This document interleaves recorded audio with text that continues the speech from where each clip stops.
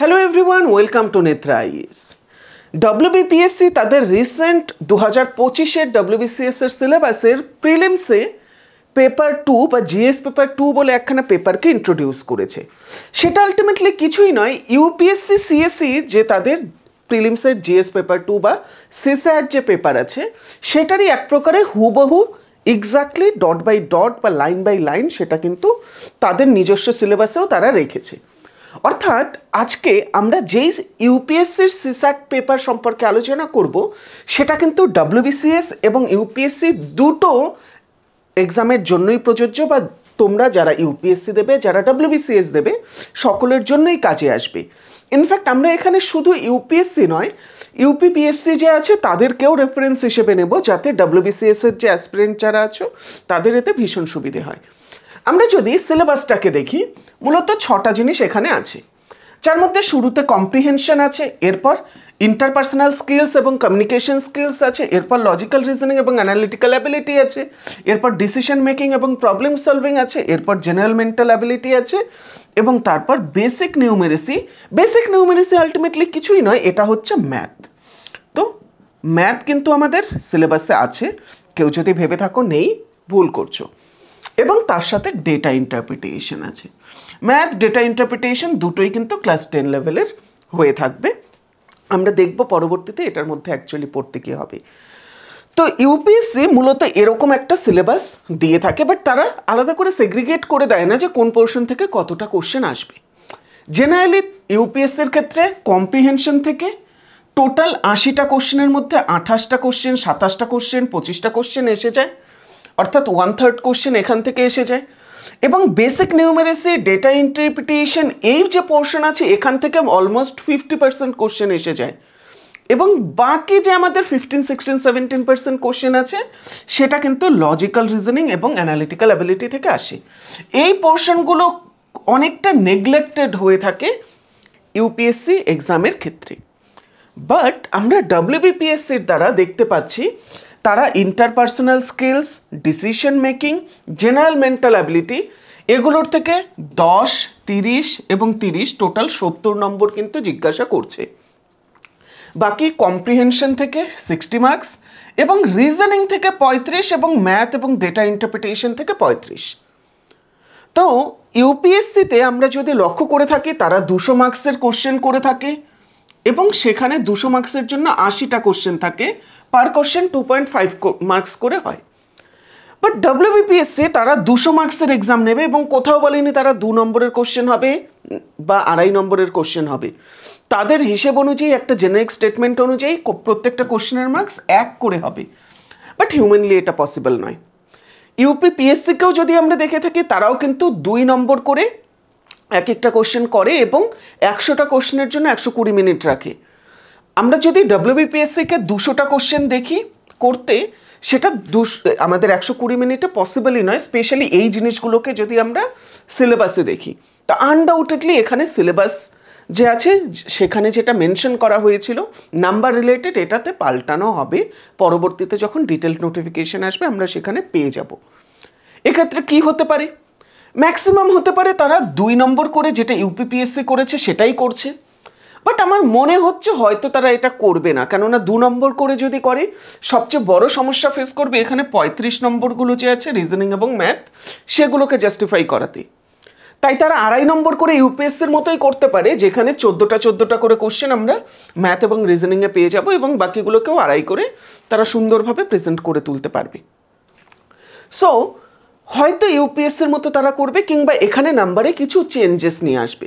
But আমরা যদি ইউপিপিএসসি বা অন্যান্য স্টেট লেভেল এক্সামগুলো যারা কিনা 2 নম্বর করে করছে সেটা দেখি, তাহলে আমরা দেখব 2 মার্কস করে থাকবে, টোটাল 2 ঘন্টার কোশ্চেন, 2 ঘন্টার এক্সাম হবে, 100টা হয়তো থাকবে, আমি আবার বলছি হয়তো, এখানে 80টাও থাকতে পারে, ঠিক আছে, বাট 200টা কোনোভাবেই থাকবে না। এবং এই 200 মার্কসের যে কোশ্চেন থাকবে এখানে তোমাকে পেতে হবে 33% বা 66 মার্কস। এটা 66.66 বা 66.66, এটাকে আমরা চাইলে 67ও ধরে নিতে পারি, 67 পেতে হবে তোমাকে। এবং 2 নম্বর করে যদি হয় তাহলে 0.66 করে পার রং অ্যান্সার হিসেবে তোমার ডিডাক্ট হয়ে যাবে। অর্থাৎ একটা তুমি যদি ভুল উত্তর দাও সেটার 2 নম্বর তো গেলই, প্লাস সেটার জন্য নেগেটিভ মার্কিং 0.66 হিসেবে 2.66 চলে গেল তোমার। ওকে, তো এটা হচ্ছে বেসিক ওভারভিউ হতে চলেছে। এবার আমরা যদি এই সিলেবাসটাকে দেখে থাকি, শুরুতেই আমাদের আছে কম্প্রিহেনশন বা রিডিং কম্প্রিহেনশন। ইউপিএসসিতে রিডিং কম্প্রিহেনশন ইংরেজি এবং হিন্দি দুটো ভাষাতেই থাকে। এই ক্ষেত্রে ডব্লিউবিপিএসসির দ্বারাও কিন্তু এটা কম্প্রিহেনশন ইউজ করা হয়েছে, কোথাও ইংলিশ কম্প্রিহেনশন বলা হয়নি। সো মোস্ট প্রবাবলি এই যে আমাদের পেপার আছে সিস্যাটের পেপার, সেখানে হয়তো বাংলা ইংরেজি দুটো ভাষাতেই থাকবে, হয়তো বা শুধু ইংরেজিতে থাকবে, বাট আলটিমেটলি এখানে আমাদের কম্প্রিহেনশন থাকছে। অর্থাৎ আমরা ছোটোবেলায় যেরকম পড়েছি আনসিনের ক্ষেত্রে যে একটা আমাদের প্যারাগ্রাফ থাকছে, সেটা থেকে কিছু প্রশ্ন থাকছে, সেগুলো অ্যান্সার করতে হবে, এক্স্যাক্টলি ওটাই থাকবে। বাট তার আগে আমি তোমাদের বলে রাখি, তোমরা যদি ডব্লিউবিপিএসসির এই যে নতুন সিলেবাস আছে এই হিসেবে নিজেদের প্রিপারেশনকে স্ট্র্যাটেজাইজ করতে চাও, আমাদের কিন্তু নতুন ডেসক্রিপটিভ কোর্স আগামীকাল এটার ওরিয়েন্টেশন ক্লাস স্টার্ট হচ্ছে। এটা কিন্তু এই মুহূর্তে কুপন কোড অ্যাপ্লাই করে তোমরা 4,999 টাকায় পেয়ে যাবে। তো তোমরা চাইলে এটাতে কিন্তু জয়েন হতে পারো। ইনফ্যাক্ট দুটো ইএমআই এর অপশনও কিন্তু এখন অ্যাভেলেবেল করা হয়েছে মে মাসের এন্ড পর্যন্ত, তোমরা চাইলে সেটাতে কিন্তু জয়েন হতে পারো। অবশ্যই আমরা জুন মাসের 1 তারিখ থেকে এই কোর্সের ফি যেটা আছে সেটা কিছুটা বাড়তে চলেছে, বাট তোমরা এখনও পর্যন্ত সেটাতে কিন্তু জয়েন হতে পারো। আগামীকাল থেকে ওরিয়েন্টেশন ক্লাস স্টার্ট হচ্ছে। এটা প্রিলিমস মেন্স ইন্টারভিউয়ের কোর্স, কমপ্লিটলি অনলাইন কোর্স। এর জন্য নেত্রা আইএস অ্যাপ ডাউনলোড করো, সেখান থেকে তুমি সম্পূর্ণটা পেয়ে যাবে। আমাদের যে ইউপিএসসির ফ্যাকাল্টি মেম্বাররা আছেন তারাই কিন্তু এই ক্ষেত্রে তোমাদের ক্লাস করিয়ে থাকবেন, এবং প্রত্যেকটা কোর্স সাবজেক্টের জন্য সেপারেট সেপারেট টিচারই থাকবে, তো কোনো অসুবিধে নেই। টোটাল আমরা 9 জন নেত্রা আইএসের টিম যারা আছি তারাই কিন্তু তোমাদের ডব্লিউবিসিএস এর ক্লাসগুলো নিয়ে থাকবো। ওকে, সো এবার আমরা যদি আসি রিডিং কম্প্রিহেনশনে। রিডিং কম্প্রিহেনশনে মূলত 4 ধরনের প্রশ্ন এসে থাকে। কিছু থাকে অ্যাজাম্পশন বেসড, যেখানে মূলত আমাদের এই যে কম্প্রিহেনশন আছে এটা যে লিখেছে অথর, সে কি হিসেবে ভেবেছে সেটা নিয়ে কোশ্চেন আসতে পারে, অথবা আসতে পারে এক্সপ্লিসিটলি কোনো ইনফরমেশন সেখানে থাকবে, এরকম কোনো কিছু যেখানে কিনা প্রশ্নে যেটা আছে সেটা একদম সেই প্যাসেজে বা প্যারাগ্রাফের মধ্যে মেনশনড আছে। আবার এরকমও হতে পারে সেটা ইমপ্লিসিটলি মেনশনড আছে, অর্থাৎ সেখানে এক্স্যাক্টলি মেনশনড নেই ঠিক, বাট তুমি যদি পড়ে বুঝতে পারো সেখানে বুঝে যাবে যে এটা বলতে চেয়েছে। এবং আরেকটা হয়ে থাকে যেটা হয় ইনফারেন্স বা কনক্লুশন বেসড, অর্থাৎ সেখানে ওটা অ্যাকচুয়ালি নয়, গোটা একটা স্টোরি বললো এবং তার থেকে তোমায় মোরাল বুঝতে হবে, এরকম অনেকটা। অর্থাৎ এই ধরনের কোশ্চেনগুলো যে আছে এগুলো না ওপেন এন্ডেড হয়, এবং আসলে কোনটা উত্তর হবে সেটা তুমি এক্সাম হল থেকে বেরিয়েও খুব একটা বুঝতে পারবে না। তো এই ধরনের আলাদা আলাদা কিন্তু প্রশ্ন হবে, এবং প্রশ্নগুলো কীরকম হবে, অনেকটা এরকম। আমরা যদি দেখি এখানে একটা প্যাসেজ আছে, প্যাসেজ থেকে তোমাকে 2টো প্রশ্ন করতে দেওয়া হয়েছে, এবং সেটার অপশন থাকবে ABCD, এবং তারপরে তোমাকে সেটার অ্যান্সারটা দেখতে হবে। এখানে ক্লাইমেট চেঞ্জ রিলেটেড একটা কোশ্চেন আছে, এবং এখানে প্রশ্নটা কি থাকবে, what is the main idea of the passage, অর্থাৎ প্যাসেজে মূলত আমাদের কি আইডিয়া নিয়ে বলা হয়েছে। একই রকমভাবে what can be inferred, only developed countries should act, এখানে এ অপশনটা চলে গিয়েছে, অথবা বিতে all countries must act together, কিংবা আমাদের অপশন সি অপশন ডি এই হিসেবে জেনারেলি থাকবে। তো আলটিমেটলি তোমাকে এটা থেকে কিন্তু বুঝতে হবে এবং সেই হিসেবে অ্যাক্ট করতে হবে। এই প্যাসেজ তোমাদের কিছুটা কঠিন করবার স্বার্থে এরকমও করতে পারে যে বড় প্যাসেজ দিয়ে দিল, এবং সেই প্যাসেজ থেকে তোমাকে 2টো স্টেটমেন্ট দিয়ে দিল, এবং সেই স্টেটমেন্টের বেসিসে তোমাকে কিন্তু কোশ্চেন করতে দিল। তো এই ধরনের কোশ্চেনগুলো 200টা কোশ্চেন যদি আমরা 120 মিনিটে করতে চাই, পসিবলই নয়, তাই আমাদের সময় বেশি চাই। এবার কোশ্চেন কখনো কখনো সহজ হয়ে যায়, একটা প্যাসেজ থেকে, ছোট প্যাসেজ থেকে যদি 3টে কোশ্চেন করতে দেয়, বাট ইউপিএসসি রিসেন্টলি আমরা দেখতে পাচ্ছি বড় বড় প্যাসেজ দিয়ে সেটার থেকে 1টা 2টো করে কোশ্চেন দিচ্ছে, তো কিছুটা টাফ করছে, এবং ডব্লিউবিপিএসসিও খুব সহজ করবে বলে মনে হয় না, তাই হয় 80 কিংবা 100টাই কিন্তু কোশ্চেন তারা রাখবে বলে আমি মনে করি। ঠিক আছে, সো দ্বিতীয় যে টপিকটা আছে সেটা কি, interpersonal skills including the communication skill, অর্থাৎ এখানে তুমি একে অপরের সাথে যে কথোপকথন করছো, কমিউনিকেশন যে করছো, সেগুলোর জন্য যে স্কিল চাই সেগুলো। মাথায় রাখবে এটা শুধু অ্যাপ্লাইড বেসড কোশ্চেন হবে না, কিছু কনসেপশন বেসড কোশ্চেনও কিন্তু থাকবে, কিছু থিওরি বেসডও থাকবে। তাই তোমাকে বিভিন্ন যে কমিউনিকেশনগুলো আছে সেগুলো সম্পর্কে জানতে হবে, ডিজিটাল বলো, মাস বলো, অন্যান্য সমস্ত রকমের প্রায় 12 ধরনের কমিউনিকেশন হবে, সেই সমস্তটা তোমাকে জানতে হবে। এবং তার পাশাপাশি সেটার থেকে পিওয়াইকিউ আমরা ইউপিপিএসসির ক্ষেত্রে যদি দেখে থাকি, কেপিএসসির ক্ষেত্রে যদি দেখে থাকি, সেগুলোতে কিন্তু আমাদের দেখতে হবে, ঠিক আছে? তো মোরাললেস আমরা যদি বলি ভার্বাল কমিউনিকেশন বলো, নন ভার্বাল বলো, কিংবা কমিউনিকেশনের একটা অন্যতম পার্ট যেটা লিসেনিং, সেটা এই সমস্ত কিছু সম্পর্কে কিন্তু দেখতে হবে। প্লাস এথিক্সের ক্ষেত্রে তোমরা ইমোশনাল ইন্টেলিজেন্স পাবে, যেটা এক্ষেত্রে খুব কাজে আসবে। কমিউনিকেশনের ক্ষেত্রে ব্যারিয়ার্স কী কী হতে পারে, বাধা কী কী হতে পারে, সেগুলো জানতে হবে।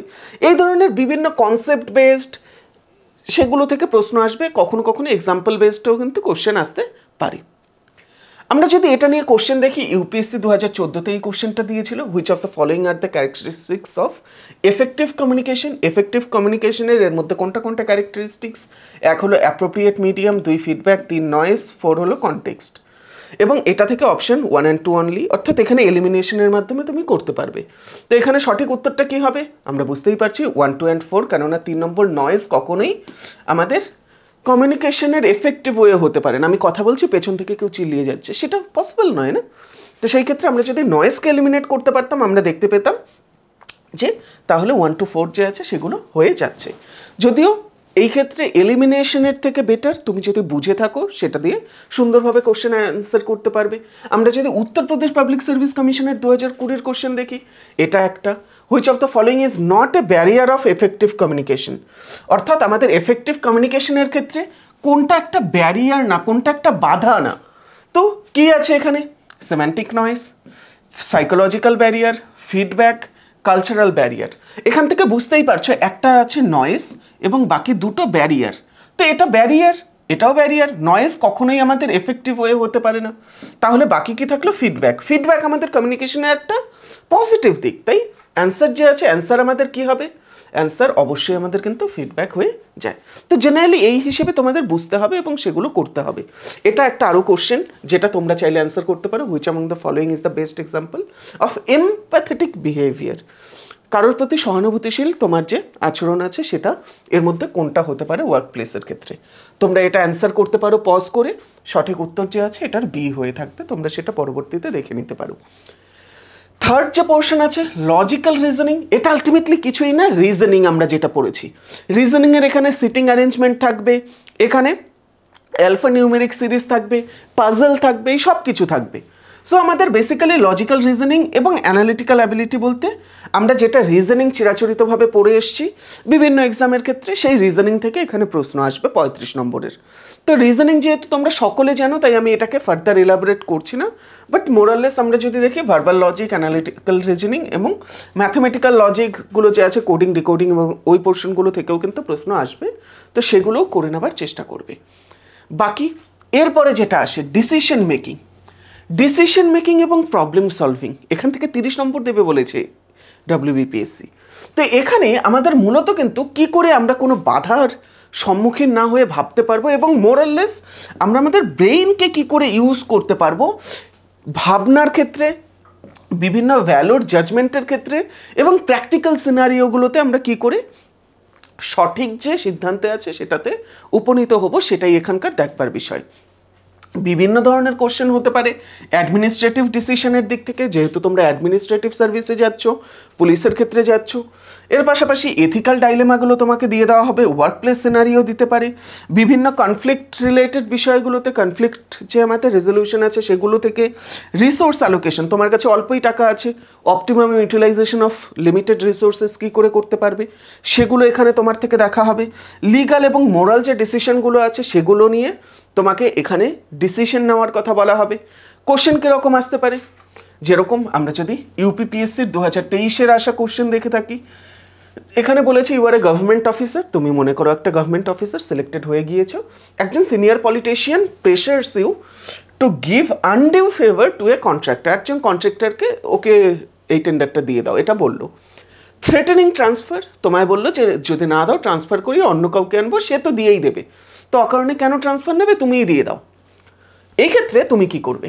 Option obey and save your job, তারকে মান্যতা করবে এবং তোমার জবটা বাঁচিয়ে নেবে বা ট্রান্সফার থেকে বাঁচিয়ে নেবে। রিপোর্ট টু দ্য হায়ার অথরিটিকে রিপোর্ট করবে।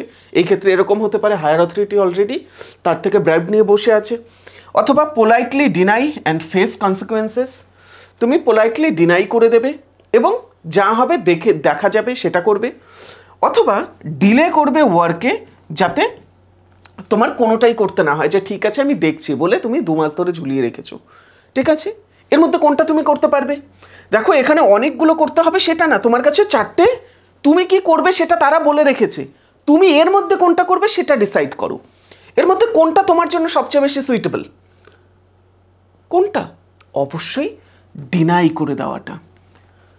ডিনাই করা তোমার ফার্স্ট লাইন অফ ডিফেন্সে আসবে যখন কেউ ফেভার চাইবে, যদি সেটা অবশ্যই এরকম মনে করো আমি তোমার কাছে গেলাম এবং বললাম যে দাদা এই দেখো আমার আধার কার্ড এবং এই দেখো আমার অন্যান্য ডকুমেন্টগুলো, আমি এই সার্ভিসটা পাচ্ছি না, আমাকে এটা দিন না, বা এটা একটু তাড়াতাড়ি করিয়ে দিন।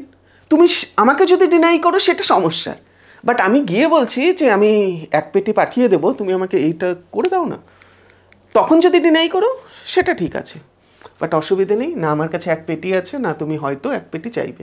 ঠিক আছে, সো আরও একখানে যদি আমরা কোশ্চেন দেখে থাকি PYQ, ইউপিপিএসসি সেই 2023-এই আনা, এটা একটা কোশ্চেন যে একটা এক্সাম হলে তুমি একজন স্টুডেন্টকে দেখলে চিটিং করছে হিডেন কিছু নোটসের মাধ্যমে, তুমি এই ক্ষেত্রে কি করবে? একটা, কনফিসকেট করে নেবে তার নোট তুমি নিয়ে নেবে এবং সেটা নিয়ে রিপোর্ট করবে। 2 নম্বর, ইগনোর করবে এবং অ্যাভয়েড করবে কনফ্রন্টেশন, যে ঠিক আছে চুপচাপ করছে, আমি ওদিকে যাবই না, অকারণে ঝামেলাতে পড়ে লাভ নেই। 3 number, cancel the entire exam, এবং 4 number, tell the student to hide it better, যে লুকিয়ে লুকিয়ে করো বাবা, কেন এত দেখিয়ে দেখিয়ে করছো? তো লুকোতে বলবে না, গোটা এক্সাম ক্যান্সেল করে দেবে না, একজন দেখছে আমার কি দোষ। 3 নম্বর, তুমি সেটাকে পাত্তা দেবে না, হতেই পারে না, তাহলে অবশ্যই তার থেকে নোটস যে আছে তার যে নকল আছে সেটা তুমি নিয়ে নেবে এবং সেটা রিপোর্ট করে দেবে সেখানকার যে ইনভিজিলেটর আছে তাকে। সো অ্যান্সার তাহলে এটা, বুঝতে পারলে? এবার তাহলে আমাদের জেনারেল মেন্টাল অ্যাবিলিটি যে আছে সেটাতে কি আসে? দেখো জেনারেল মেন্টাল অ্যাবিলিটি যে আছে এখানে মূলত কিন্তু আমাদের বিভিন্ন যে বলতে পারো ম্যাথ বা সেই রিলেটেড যে কোশ্চেনগুলো থাকবে, কিংবা যেখানে আমরা আমাদের বলতে পারো ব্রেইন বা আমাদের মানসিক যে অবস্থা আছে এবং আমাদের যে ইন্টেলিজেন্স আছে সেগুলোকে ইউজ করতে পারবো, সেটা এক প্রকারে তুমি বলতে পারো এটা combination of reasoning and math বা অ্যারিথমেটিক। যেরকম উদাহরণস্বরূপ A:B যদি 2:3 হয় তাহলে B:C কি হতে পারে? এটা হচ্ছে আমাদের এক প্রকারে মেন্টাল অ্যাবিলিটির টেস্ট। তো এই ক্ষেত্রে বিভিন্ন ধরনের তোমার ডিস্টেন্স রিলেটেড, ওরিয়েন্টেশন রিলেটেড এবং অন্যান্য বিভিন্ন টপিকগুলো রিলেটেড কিন্তু এখানে কোশ্চেন করতে পারি। তো মাথায় রাখবে number series, number pattern, syllogism যে আছে, সিলক্সগুলো, বিভিন্ন লজিকগুলো, এগুলো থেকে এখানে প্রশ্ন তোমার কিন্তু আসবে এবং 30 মার্কসের আসবে, খুব কম আসবে না। ঠিক আছে, এবং এরপর যেটা আসছে সেটা হচ্ছে বেসিক নিউমেরেসি, যেটাকে আমরা সহজ ভাষায় ম্যাথ বলতে পারি। ম্যাথের মধ্যে নাম্বার সিস্টেম থেকে সবচেয়ে বেশি কোশ্চেন আসে, আমি ম্যাথে বলেছি ইউপিএসসিতে অলমোস্ট কত কোশ্চেন আসে? প্রায় 40টা, 80টার মধ্যে 50% প্রায়। তার মধ্যে নাম্বার সিস্টেম থেকে আসে 19-20টার মতো, অর্থাৎ সম্পূর্ণ পেপারের 25% কোশ্চেন একটা চ্যাপ্টার থেকে আসে। কেন? কেননা বেসিক নিউমেরেসি নাম তোমাদের ম্যাথকে বলা হয়েছে, অর্থাৎ তোমাকে নাম্বার রিলেটেড সেই জিনিসগুলো দেখতে হবে, সমস্ত কিছু ফ্যাক্টরস বলো, রিমাইন্ডার বলো, ডিভিজিবিলিটি রুল বলো, ACF LCM সমস্ত কিছু দেখতে হবে তোমাকে। ঠিক আছে, in fact classification of number, prime number এবং ওই সমস্ত জিনিসগুলো থাকছে এখানে। এর সাথে অ্যারিথমেটিকের মধ্যে percentage, profit and loss, simple interest, compound interest, সম্পূর্ণ অ্যারিথমেটিক থাকবে। অ্যালজেব্রা খুব বেসিক থাকবে এবং খুব কম থাকবে, অ্যালজেব্রা খুব বেশি থাকবে না, তাই অ্যালজেব্রা 1টা-2টো থাকতে পারে, চাইলে ইগনোর করে দিতে পারো, কেননা শুধু প্রিলিমসে আছে। টাইম অ্যান্ড ওয়ার্ক যে আছে এখান থেকে 2-3-4টে কোশ্চেন কিন্তু আসতে পারে, তাই টাইম অ্যান্ড ওয়ার্ক চাইলে করতে পারো। মেন্সুরেশন 2D 3D দুটোই কিন্তু 1টা-2টো করে আসতে পারে, তাই চাইলে করতে পারো, ইনফ্যাক্ট এটাও চাইলে ইগনোর করতে পারো। তোমরা যদি চাও অ্যালজেব্রা এবং মেন্সুরেশন দুটো থেকে ম্যাক্সিমাম 5খানা কোশ্চেন আসবে, সেটাকে ইগনোর করে দিতে পারো, কোনো অসুবিধা হবে না, কেননা পেপার শুধু কোয়ালিফাইং পেপার, জাস্ট পাস করতে হবে তোমায়। এর সাথে ডেটা ইন্টারপ্রিটেশন যে আছে, ডেটা ইন্টারপ্রিটেশন থেকে 4-5খানা কোশ্চেনও কিন্তু আসতে পারে, কেননা ইউপিএসসিতে কোনো বছর 5টা কোশ্চেন 7টা কোশ্চেন পর্যন্ত আমরা কিন্তু দেখতে পেয়েছি।